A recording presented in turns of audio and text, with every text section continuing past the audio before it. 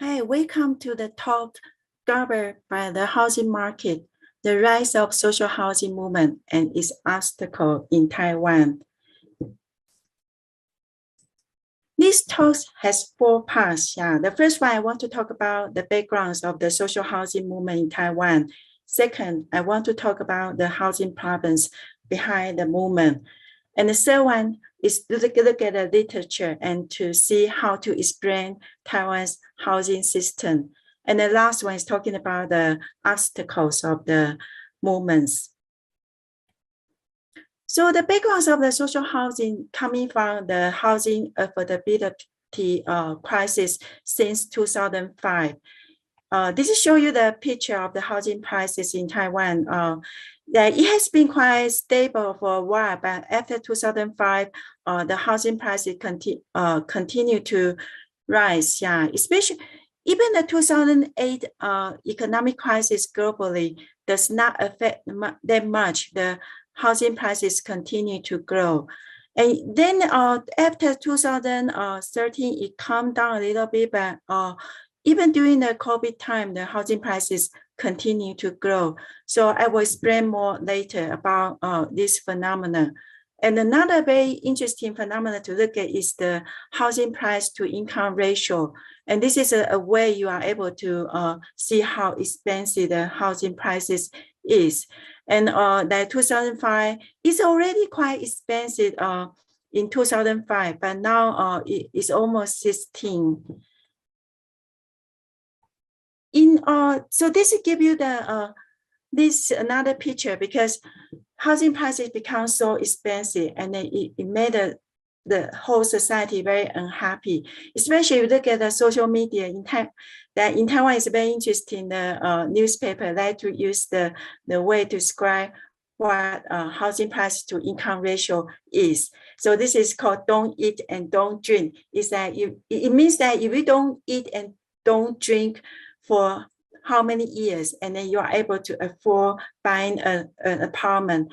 And so if you look at this ratio, Taipei is quite expensive because this is another statistic done by Statista, and then Hong Kong is more than 20 times, and Taipei is 16. So it's almost like compared to the major city around the world, is very, very expensive. And this has happened at a time that Taiwan's economic growth has been slowed down and the unemployment rate begin to rise. They caused a lot of social tensions. For that reason, in 2010, there's a very successful housing movement. Especially you see the major people who lie on the ground. They are young people and they are really very unhappy about the situation. So this movement has been successful. So after the social housing movement, during the election, all the politicians always put the social housing into their political statement. And when the president of Taiwan, Yi-Ling, was elected in 2016, and she promised she's going to build the social rental housing to 5%. There will be about 200,000 units. So after that, before this election and before this movement, 2015, the social rental housing in Taiwan is so tiny. It's only 0.08% of all housing stocks are social rental housing. And this is one of the social rental housing that has been built about more than 50 years ago. It has been very run down and there's always no money enough money to maintain the housing. But because the movement has been very successful, so gradually the housing has been renovated. And this is one of the housing. They tore down one of those buildings and built a newer and nicer one. So after that, the social rental is still quite a little number if you look at the proportion, but at this moment, there are a lot more completed and there's also a lot of housing is under construction. So this is a kind of very successful movement because before 2010, there's no terminology of social housing at all. But after the movement, suddenly this term was created and it also become a reality. So a lot of housing that has been built. This is actually, I want to make you to see the contrast of the how good quality the social housing is, because this is the private houses and this is a new one. So you can see that the old one is quite old, there's no maintenance, but this is private owned.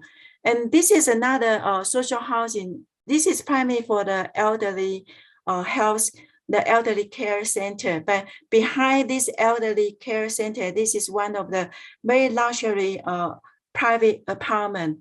But you look at this is social housing. This is social housing compared to those luxury private owned housing. The quality is not even better. Yeah. So I think this is quite a very successful movement in Taiwan. So when you go back to the high housing prices is a very serious problem. And then when you look at Taiwan, there's other housing problems. And the major housing problems in Taiwan, if you kind of compare to Belgium or other welfare European country, you will see in Taiwan is that housing especially is a commodity. And this is go to the way the system has been designed. So if you wonder if Taiwan has such a high housing prices, there must be a shortage of housing. But it's on the contrary, that in Taiwan there's no shortage of housing, and also the ownership rate has been quite high. It's about 80% of ownership, and this has been the goal of the housing policies in Taiwan. They want to increase the ownership rate. So and another, but the phenomenon is that very high ownership rate, very high housing prices, but a lot of housing in Taiwan is also vacant. Yeah, the number of the vacant housing is quite shocking, because for the whole island, this number can be about 19%. And 11.2 is Taipei City is the capital city of Taiwan. So I think this number, at least in Taiwan, is still under a lot of controversial debate, because when this number was shown, and it became a very critical political issue.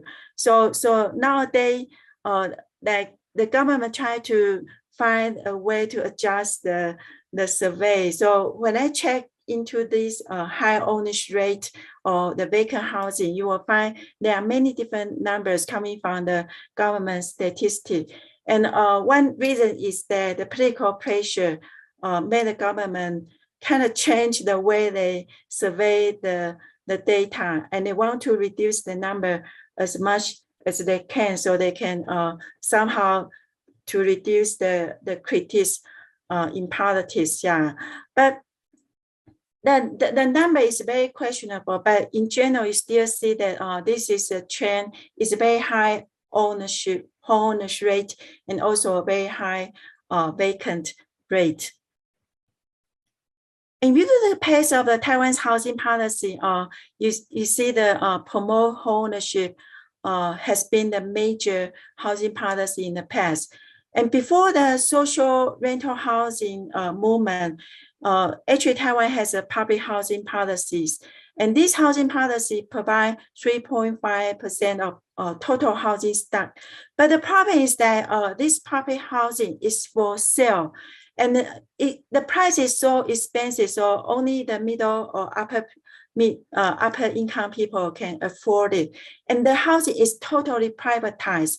Is that sold, and including the land is sold to the people. Yeah, and you also see that that because the public housing is such limited amount, and also people that I will explain more about the situation, because in the year of 2000, the government totally stopped building public housing for sale, public housing, yeah, because there's a lot of I will explain later, but you will see that in general in Taiwan, the housing policy is encouraging home ownership, and it does not assist the needy low-income people. And another question you may ask, why housing price is so expensive, and why there's so many vacant housing in Taiwan? And this is quite related to the housing system in Taiwan, the way it designed. Until this year, that finally the government passed the law for transparency of housing prices. Before this year, there's no transparency of the real housing transaction prices in the government statistics, and also for the general public. So there's no transparency in the housing market at all. And it also quite related to the tax system, is that the way it designed, it encourage people to do investment in housing, because the transaction is very the tax is very low. And then if you buy the houses, you can resell it in a short time, you can save tax for this way. This is kind of the policy of the tax system, the way it designed. And another one is related to the property tax. Is so low. It is so low. I couldn't believe how low it is. There's a comparison in Taiwan to talk about how low the property tax is that if you own the most luxury housing in Taiwan, and the tax you pay to maintain your car is way expensive than the property tax you pay to your housing. So for that reason, a lot of people can buy the houses and they it vacant because the property tax is so low, so you can just leave it there without cost too much money. So that's why housing, the way it designed, it increased speculation, and also that made people buy the houses laid empty, and this is a way to store the wealth. This is so many problems about the tax system, and so that's why this housing become a good investment. But just as I mentioned about the housing booms in Taiwan, there are two major housing booms. One happened in the late 1980s. And this time is even more dramatic because you kind of look at the proportion. Within 4 years, the housing prices rose 3 times. Yeah, the recent one is also quite dramatic, but you kind of look at the proportion, it increased. It's a very huge rise, yeah. And the reason why there's a two housing surge, the first one is related to the deregulation of financial market and exchange rates due to the pressure from the U.S. This is the time that U.S. begin to impose a lot of neoliberal policies around the world. And for this East Asia country, because the trade imbalance, so U.S. especially imposed South Korea, Japan, Taiwan, all these East Asia countries to do the deregulation, to reduce the protection, yeah. But the problem is that when you open the market and do the deregulation in such a short time, there's a lot of money flood into Taiwan's market and draw the speculation in Taiwan in a very crazy way. And this is also happened at the time that Taiwan already has been through this long time high economic growth. So in general, a lot of families has a very high saving rates. And that's why the domestic market has tons of money available. And they caused a very, very amazing housing surge in the late 1980s.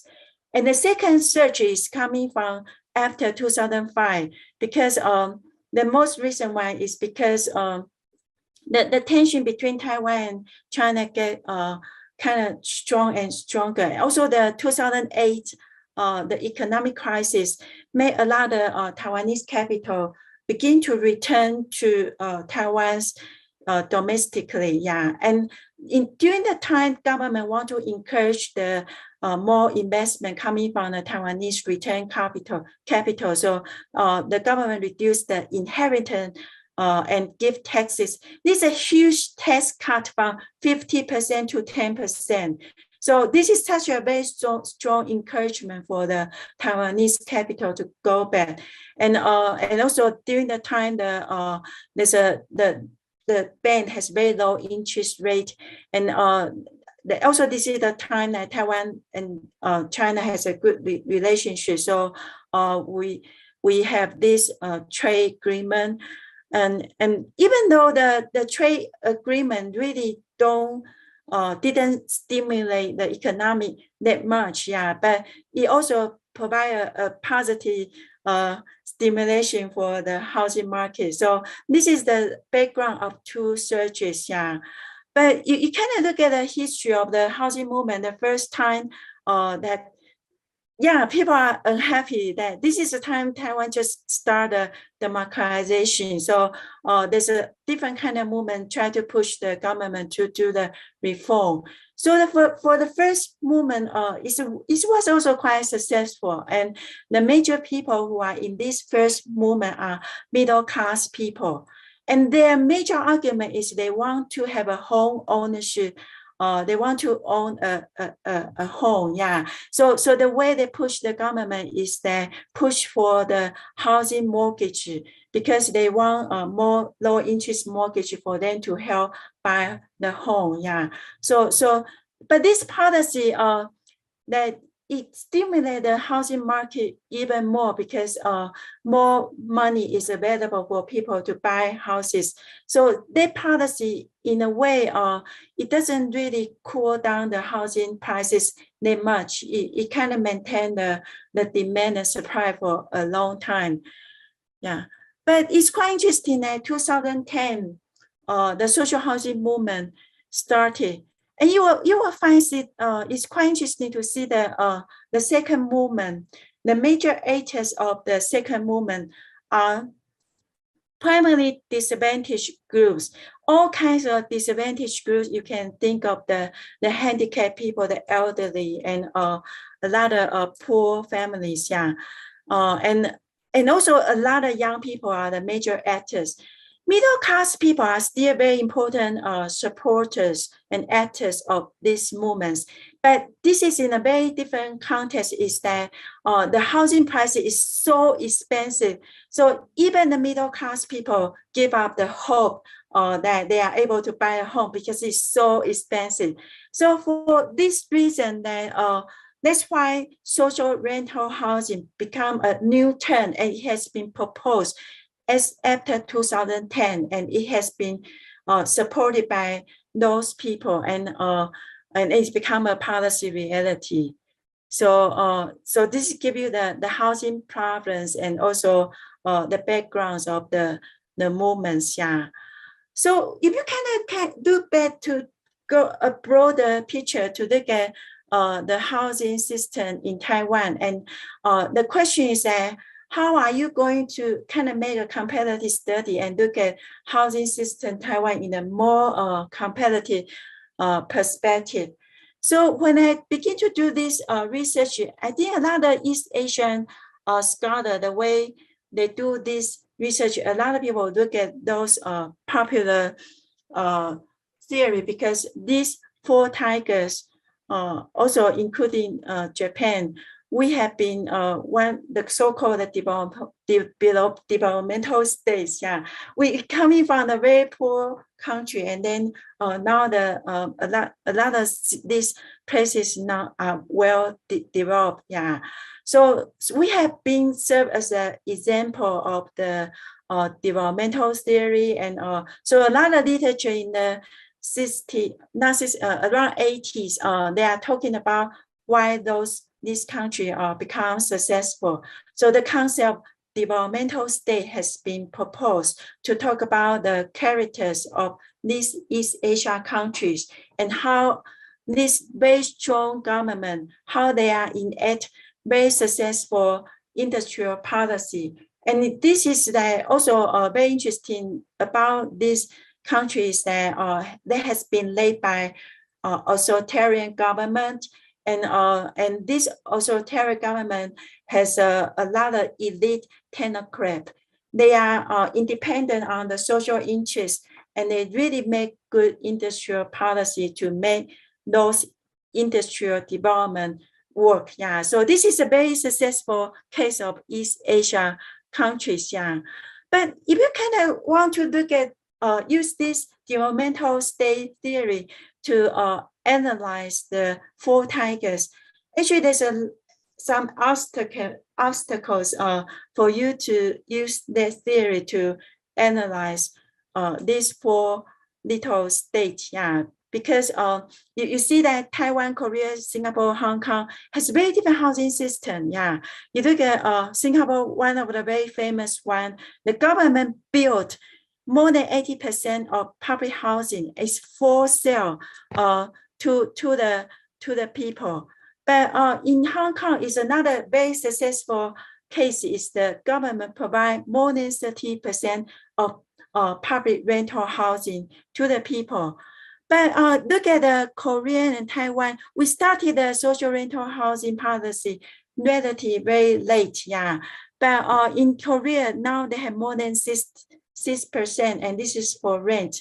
And in Taiwan, like in the past, the public housing is for sale and only very small amount, just I mentioned in the beginning, for rent. Yeah, and you also see the if you look at the term of social housing has a very different terminology among these small places, and we have a different that definition of the public housing. So I use government supply housing to talk about those housing system. But if just look at those, that developmental state theory is quite hard because most of the developmental state literature deal with the relations between the state and market rather than the state and housing market. And you will see that the role of the real estate developers has been quite powerful, but it's not mentioned in those developmental state theory. So there's a limitation of those theories, yeah. And this kind of limitation has been challenged by many scholars, yeah. The earlier one, you will see the Joseph Wang try to compare Taiwan and South Korea about the healthcare system. And he will say that this is a two country already begin have a democratization. So he will say that during the election, the politician really need to get the support. So this is another factor change the way the policy has been enacted. And in 1988, Baekun Park, also the earlier article, he just talked about we should look at the state and social groups, their relationship. And this is a very important way to explain why this East Asia country has different housing systems. And in the recent years, that because there's a growing numbers of theory coming from the global south, yeah. So for the scholar coming from the East Asia, they also work very hard try to provide different theory coming from the global East, yeah. And there's a tons more very interesting article begin to talk about, for example, this is a concept has been developed called urban development, developmentalism, because this new theory tries to focus on the urban scale rather than on the national scale, because that in the past this developmental state theory has been neglect urban scale, and so they begin to talk about the urbanization in East Asia and also put this urbanization process in a broader geopolitical context, and to see how the Cold War and post-Cold War transform these countries. Yeah. And they also put the democratization, another very big factors to look at the urbanizations in East Asia. So I think this theory has been kind of moving on and really give you a very inspiring perspective when you want to analyze Taiwan's housing system. And last year, I finished editing the book called Neoliberal Urbanism, Contested City and Housing in Asia.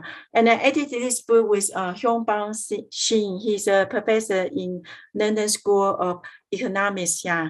And this book, we collect a lot of cases from China, Vietnam, Hong Kong, Thailand, and we want to know about how neoliberalism has affected the housing situation in Asia.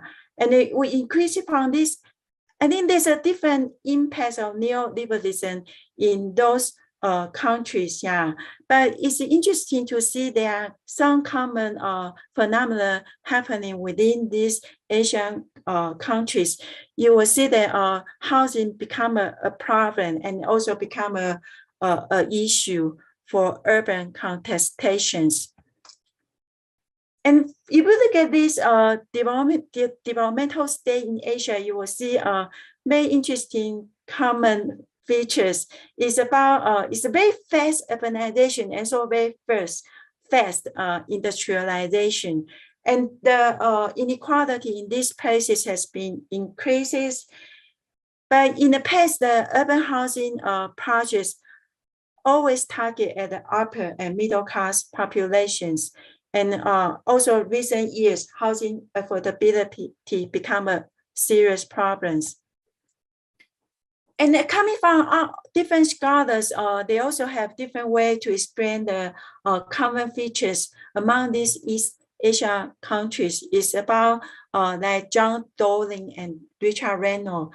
They use the term called asset-based welfare. And this is kind of interesting term because this East Asia country, they are not welfare country. So they encourage the people to own houses and there's a way to save their retirement funds. Yeah, so this is coming from the asset-based welfare business concept. And also a lot of famous scholars like David Lay in UBC and the Taiwanese scholar, they use the term called cultural property or politics of property. And you will see that the middle class people like to buy housing as a way to accumulate their wealth. And this is coming from not only in East Asia, you also can find that in Vancouver, there's a lot of Chinese capital do the investment over there.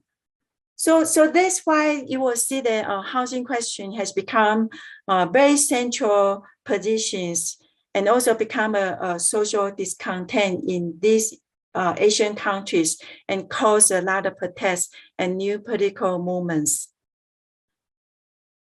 So I kind of use this kind of context to look at Taiwan and to talk about how democratization create different dimensions to look at the development of these developmental East Asia countries, yeah, and also try to use those literature to explain some phenomena.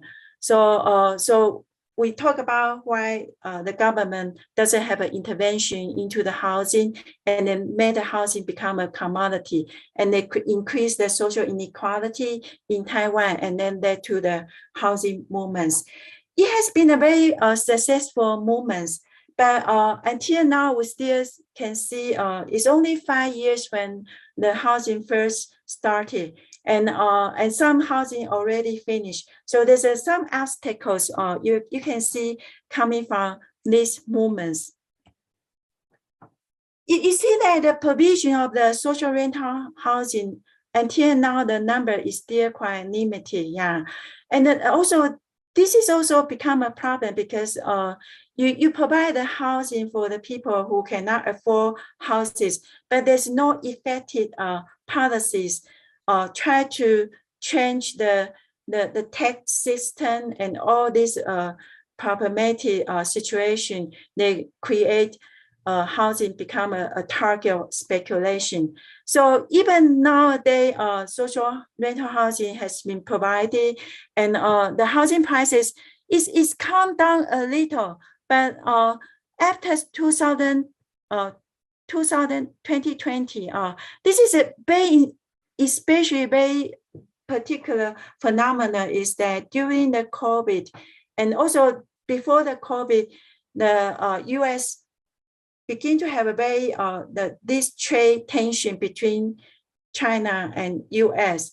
and also the situation in China really caused more tension towards Taiwan. So increasing Taiwan's capital gradually move from China back to Taiwan. So this is a situation that tons of money moving back. So the housing prices even driven more in the past after COVID. The housing, this kind of housing prices is also happening in many places around the world because housing nowadays become the target of speculation.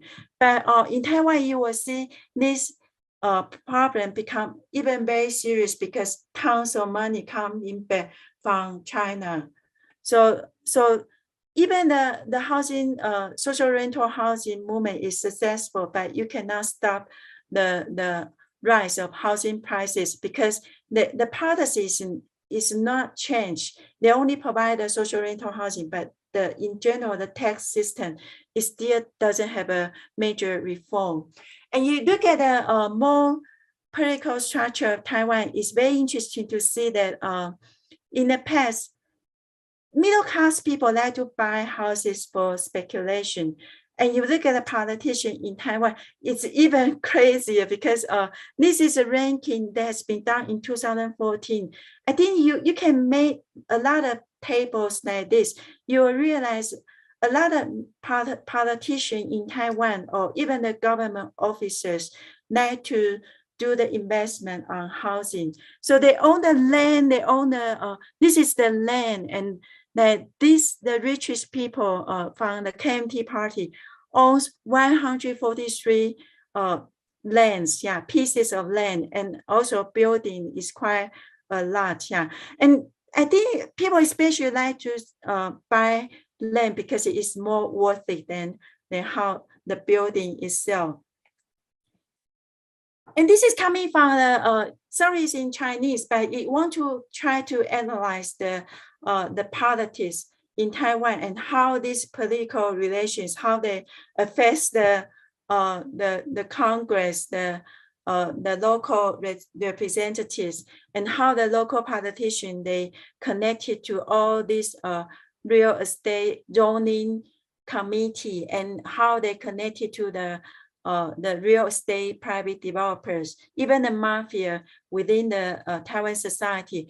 And they use the housing as a way, it's a way, because they own this public that power, they are able to change the land use and also enact a lot of urban new projects to increase the value. So this is also tell you that the obstacles of the social rental housing, they need to face this very huge local politics structure. So it's very hard to challenge this system. They based on a lot of interest coming from the housing speculation. So this is one of the obstacles, And another very big obstacles is increasingly obstacles is the financialization housing. It's not only about that the whole context that housing has been the target of speculation in Taiwan for a long time because it has been created this way. But in the recent years, because the deregulation in the late 80s, because the pressure coming from the US government, and this kind of deregulation and liberalization greatly increased the mortgage available for everybody, and also decrease the interest for people to borrow the money from the bank. So this is really create a situation that mortgage debt increased dramatically. You see this number is that from mid-80s to from 1988 to 2017, and this is coming from 415 to 6,647 billion new Taiwanese Yeah, so it's quite a huge increase of the mortgage debt. So the availability of capital for housing increases the homeowners and investors, and hence intensify housing as a tool of investment. The increasing connection of housing with the financial sector enhanced the government rule to prevent the fall of housing prices. Yeah, so it's very hard for the government to stop the speculation, because now the housing speculation also connected to the financial system. So this is the one. And the second obstacle from the social rental housing is because the housing has been built, but we have the question about who has the priority to live in the social rental housing. So in the beginning, actually, the government want to target the young household because they are very important voters. Yeah. So right in the beginning, the social housing policy was enacted. It's only 10% of the housing is for the disadvantaged people. But nowadays, because people that there's continued protest coming from the disadvantaged groups, yeah. So fortunately, this proportion has been raised from 30% and now to 40% this year. So luckily, the proportion has been increased, yeah. But you see that the people living in the social rental housing is very small, very limited time that for the young household, you cannot live longer than 6 years. And for the poor people, this time is also limited. And also in the beginning, the social rental housing, when it was first under constructed, and they faced a lot of protests from the nearby neighbors. Yeah, it's kind of ironic that people say we support social housing, but I don't want the social housing in my backyard. So this very strong protest, especially from the homeowners, and they force the government they want to show that social rental housing are not a bad policy. So the way the government started the social housing is very high standard, because I compare the social housing with the private housing. It's even much better because it has a very big open space, public space. They have daycare, and there's a lot of community facilities within the housing. Yeah, and somehow the government even want to make this social housing as a showcase of the government. So they even use a lot of new technology. They want to certify green buildings, and also use a lot of smart technology to build this housing. Yeah. So for that reason, that this social housing become very expensive, because you know Taiwan is not a welfare country yet. So the government build this social housing. They are very afraid they won't have money in the long run to maintain the housing. So the way they try to calculate the financial burden, and they want to make sure they can get the money returned. So this not only about the number of the proportion of the social housing is very small amount for the poor people. And another very big problem is the rent is so expensive for the poor people. So this is the meeting actually happening today that in Congress, because the coming from the disadvantaged group of people, they question about the rent, and they continue to fight with the government, try to reduce the rent. It's because it's very unaffordable. So in my conclusion, I will say that the housing system in Taiwan, you see the way it has been built, has been built primarily by the market and for the market, because there's very few regulation coming from the government, and it basically is like a free market system. So the way the democratization and the recent changes is the government actually changed from their rule from laissez-faire to actively facilitate the housing markets. Yeah, but the problem is that they still based on the stimulate the housing market, and there's no tax, no regulation really well to control the housing market well. So housing in Taiwan is kind of very, if you look at the environmental way, it's not even environmentally friendly. Yeah. And you'll see that the lack of constraint on the housing market led to the problems of housing affordability and speculation. And so look at the power structure of the housing itself. Even social rental housing coming from the bottom is successful. But if you look at a greater picture of the housing system in Taiwan, the interests of housing owners and investors dominate the policy making process. So this is my presentation today. So in the end, I want to show you the one of the advertisement. Is quite funny, it's in Chinese, but it just want to talk about when social rental housing was first built, and the government is quite proud of it. And actually, you see that people were against in the beginning, but now it become more and more popular. So a lot of cities now they want to build social housing because people like it, and it really created a big difference for the society. So in the end, this is the final.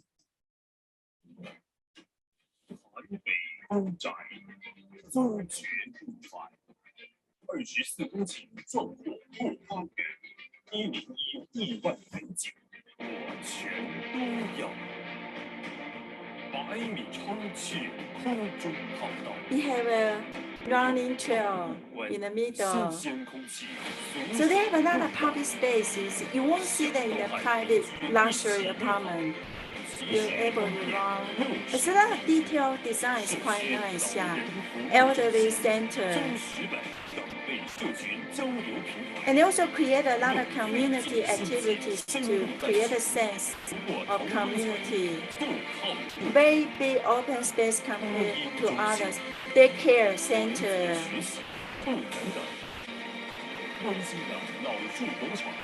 They public space, yeah. They even preserve some part of older buildings on the original site. Yeah. And the farming space on the top.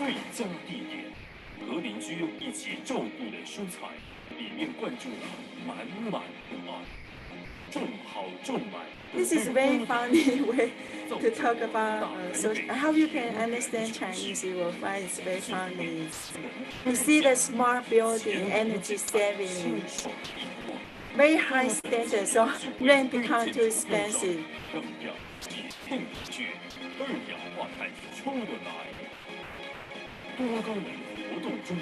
A lot of public activities is quite nice. Totally changed the living style in Taiwan. It's a beginning. I think in the future it will continue because people really like it, and it feels a huge difference of the changes.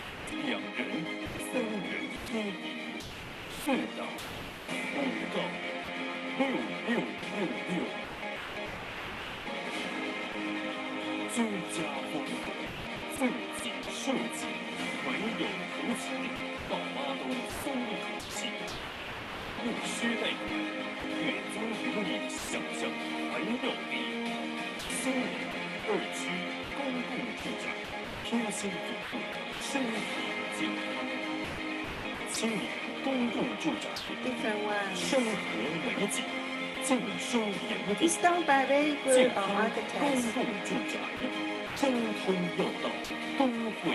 Some of the social rental housing actually built by Dutch architects.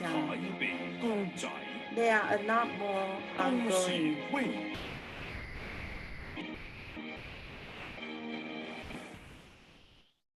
So this is the end of presentation. Yeah, thank you for listening.